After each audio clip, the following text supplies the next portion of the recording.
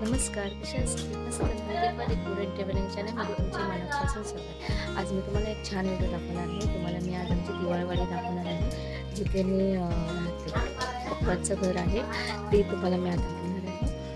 खूप छान आहे आमची दिवाळवाडी आणि ते मला सुद्धा बघून खूप आवडेल. चला मग सुरुवात करू आजच्या व्हिडिओला. हे आमचं घर आहे आणि हा पूर्ण भाग मोकळा होता, म्हणजे ते काहीच नव्हते घरं. या घराला झाले 5-6 वर्ष बांधून.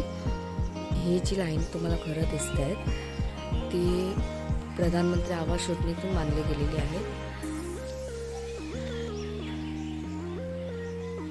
हे सगळे दैत आहेत, म्हणजे माझ्या काकांची घरं आहेत हे सगळे.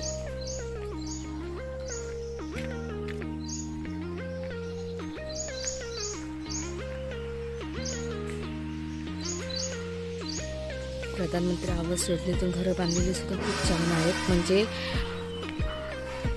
थोडेफार खर्च करून त्याने अजून नीटनेटकं घर बांधलं.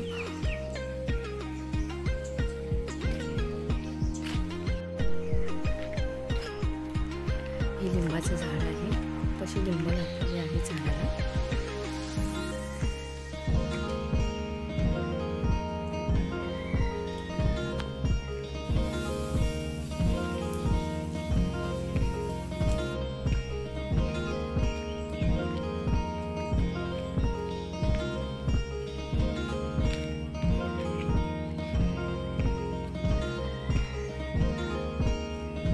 च्या घरात लग्न झालं गेल्या महिन्यात.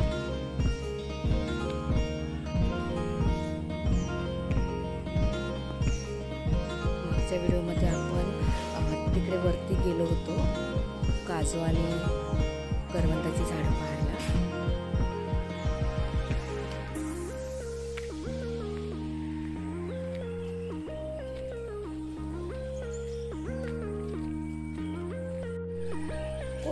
आत्ताच इथे नांगरणी झाली.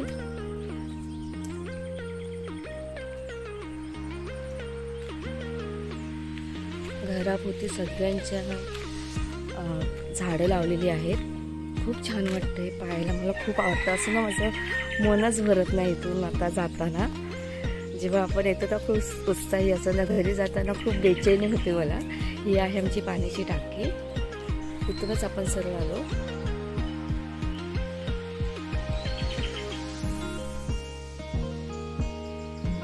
आता बोल.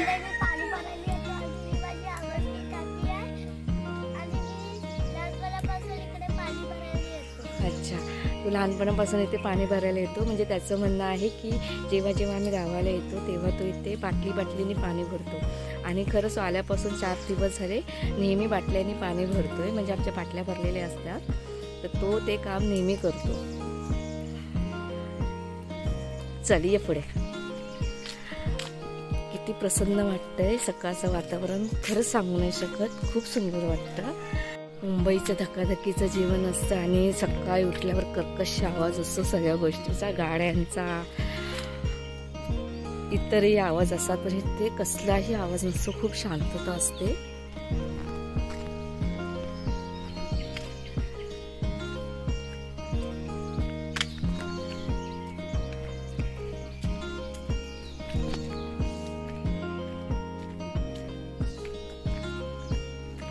हे सुद्धा घर प्रधानमंत्री आवास योजनेतून बांधलेलं आहे.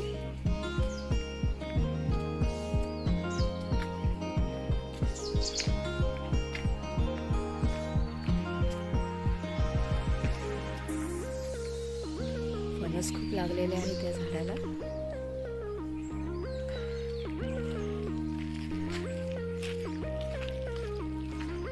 या घरामध्ये 3-4 कुटुंब राहत होते.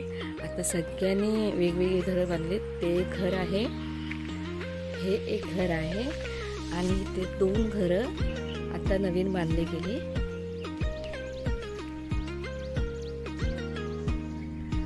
इथपर्यंत आहे आमचं ते कुटुंब. त्याच्या पलीकडे आहे नार्डेकरवाडी. तिथे माझी आत्या राहते, पप्पांची सख्खी बहीण. त्या वाडीमध्ये दिलेले आहे. डोंगर पाहू शकता तुम्ही, खूप छान दिसते. पूर्ण झाडी कच्चा आहे त्या डोंगरावर आणि वर्षापूर्वी आली होती, तेव्हा त्या डोंगरावर गेली होती, डोंगराच्या पलीकडे, आणि कोकमं आणली होती, म्हणजे रातांबा आणले होते आणि त्याची आम्ही कोकमं केली होती. खूप मस्त वाटले तेव्हा, पण तो महिना मे महिना होता.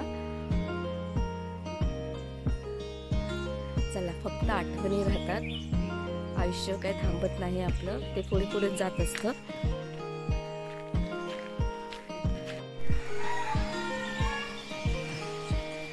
हे आमच्या घरासमोरची घरं आहे.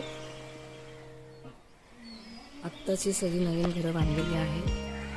एकदम कंजेस्टेड असं वाटतं, पहिले तर खूप मोकळं होतं.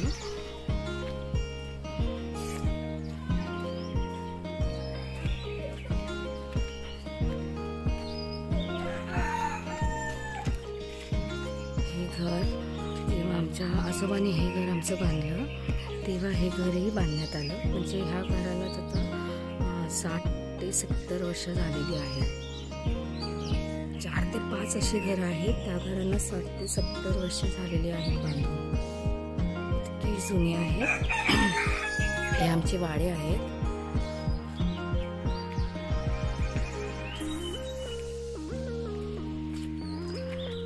हा जो वाडा दिसतोय हा वाडा आमचाच आहे, पहिला वाडा. इथे राजा सर्जा अशी पहिली गुरं होती. जेव्हा मी लहान होते तेव्हा पूर्ण वाडा गुरांनी भरलेला असायचा.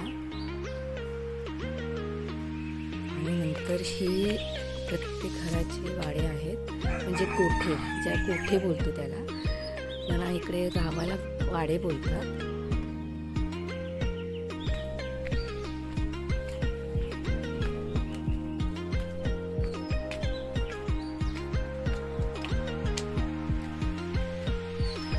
पुढून तुम्हाला व्हिडिओ दाखवते. हा आमचा गोठा आहे गाईंचा.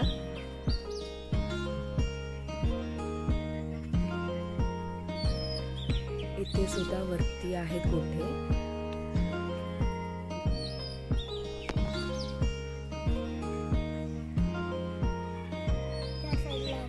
आहेत आपण व्हिडिओ काढूया. एक गाय आहे इथे.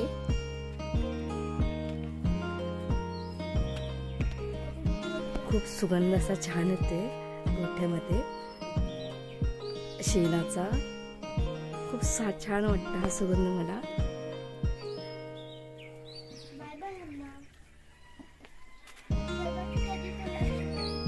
आता आपण पुढे जाणार आहोत.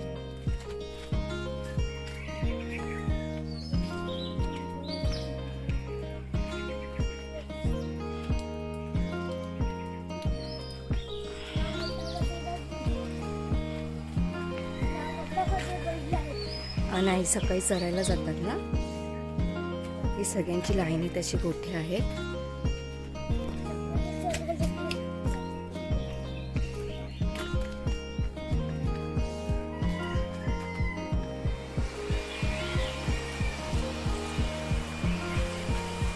हा वरती डोंगरावर जाण्याचा आणखी एक रस्ता आहे.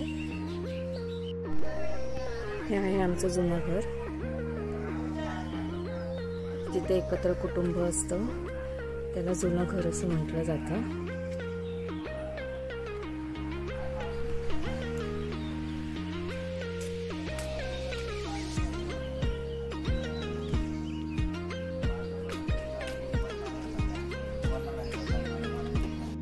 हे आहे आमचं जुनं घर. प्रत्येक गावामध्ये प्रत्येक वाडीमध्ये जुनं घर असं असतं.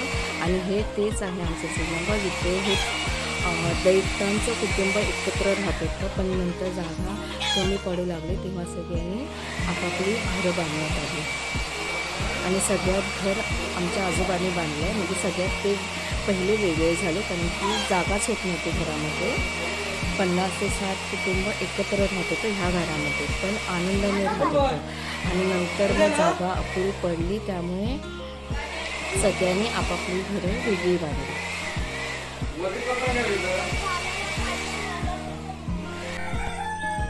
आम्ही जेव्हा घरातून बाहेर पडतो तेव्हा सर्वप्रथम आमच्या कुलदेवताच्या पाया पडूनच घराबाहेर पडतो.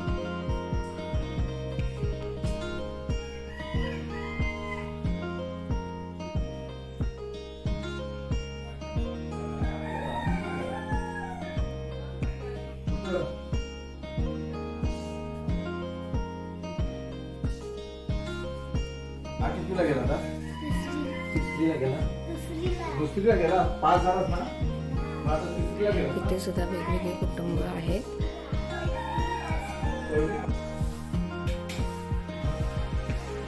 इथे एक कुटुंब आहे. या घरामध्ये आता फक्त 2च कुटुंब राहिलेत.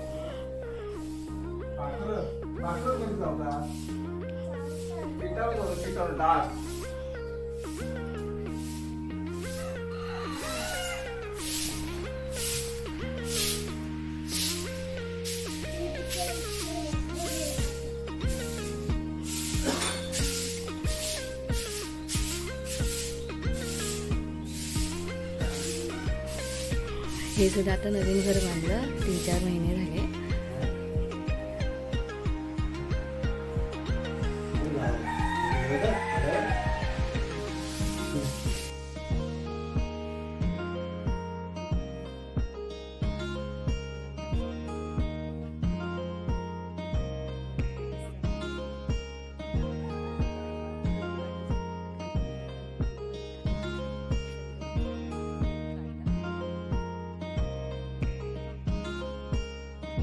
तुम्हाला आत्ताच आमचं जुनं घर दाखवलं आणि आमचं कुलदैवत सुद्धा दाखवलं. खूप कडक देवस्थान आहे. व्हिडिओ करायला मला खूप भीती वाटत होती, पण मी तात्याला विचारलं की काढू का, चालेल का व्हिडिओ करायला, तर हो म्हणाला तो. असं काही नाही आहे, देवाचा व्हिडिओ काढ, आपला देव सुद्धा दिसेल व्हिडिओमध्ये, लोकांना कळेल की आपला देव कोण आहे ते.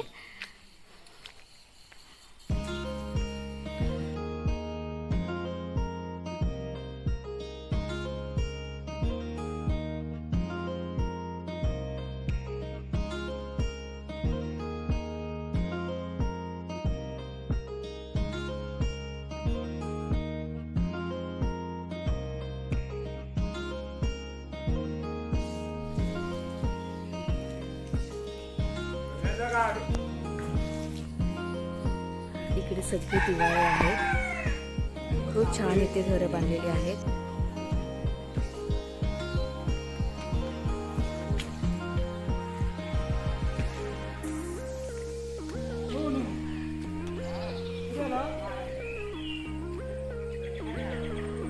हा तुम्हाला जो स्टेज दिसतोय, इथे दरवर्षी पूजा असते सत्यनारायणाची, दिवाळवाडीची, जानेवारी महिन्यामध्ये, आणि इथे सगळे कार्यक्रम होतात. खूप छान मजा येते. नमन वगैरे असं तेव्हा.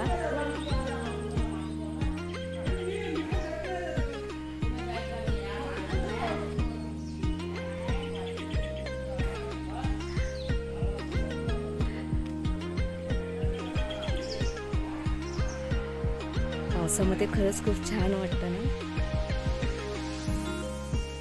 सगळीकडे शेतीची कामं चालू असतात. प्रत्येक जण आपापल्या कामामध्ये व्यस्त असतो.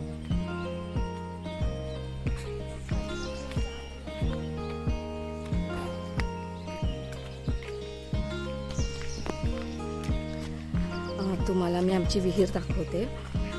2 वर्षापूर्वी जेव्हा नदीला मोठा हौर आला, तेव्हा विहिरीचा अर्धा भाग तुटला गेला. समोरच तुम्हाला विहीर दिसते. आपण तिथे जाणारच आहोत. आणि तिथे जो तुम्हाला ब्रिज दिसतोय, तो नदीच्या पलीकडे जाण्यासाठी बांधण्यात आलेला होता. जेव्हा नदीवर पूल नव्हता तेव्हा. आणि ह्या आता पूलला झालेले आहेत 20 वर्ष बांधून. आणि आत्ताच 1 वर्षापूर्वी तो नवीन ब्रिज बांधला गेला, जिथून रिक्षा आता पूर्णतः आमच्या घरापर्यंत येते. कशा आहात?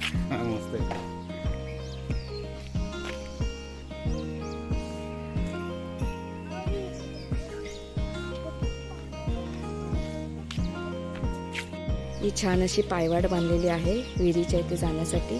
पहिलं असं मातीतून जावं लागायचं किंवा या शेतातून जावं लागायचं, पण आता छान अशी ही पायवाट केलेली आहे.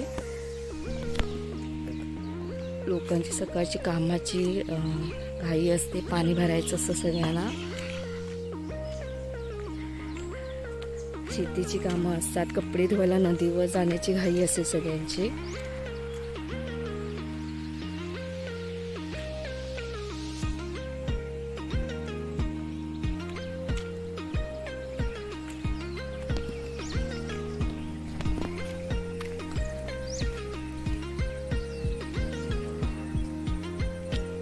समोरच एक डोंगर दिसतो आणि ढग दिसत आहे. ढग असं वाटतं की त्या डोंगराला असे धरूनच आहेत, म्हणजे तिथेच थांबलेले आहेत ते ढग त्या डोंगरापाशी.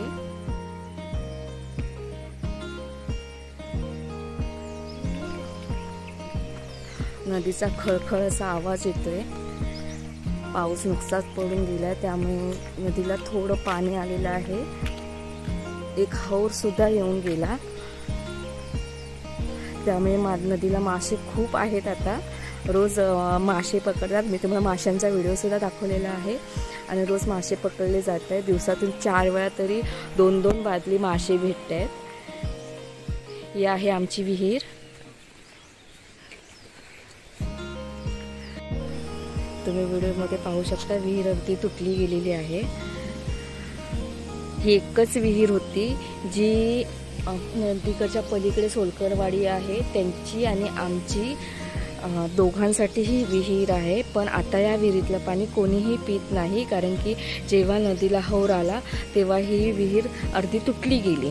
आणि आता त्यांचं असं मत आहे की नदीतलं पाणी ह्या विहिरीमध्ये गेलं आणि आता ती विहीर घाण झाली, म्हणजे पाणी घाण झालं. म्हणून आता 2 वर्ष झालेली आहे त्या विहिरीतलं पाणी कोणीही पित नाही. पण ह्या विहिरीतलं पाणी इतके चविष्ट आहे की लोकांना आता ह्या पाण्याची किंमत नाही आहे.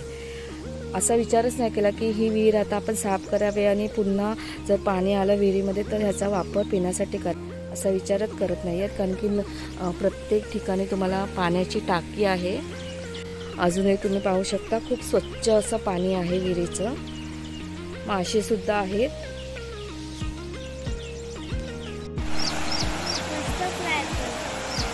नदीचा खळखळ आवाज खूप छान वाटतो कानाला. खूप छान वाटतं मला ही नदी अशी पाहताना, वाहती नदी. आणि व्हिडिओ सुद्धा मी जवळून केलेला आहे.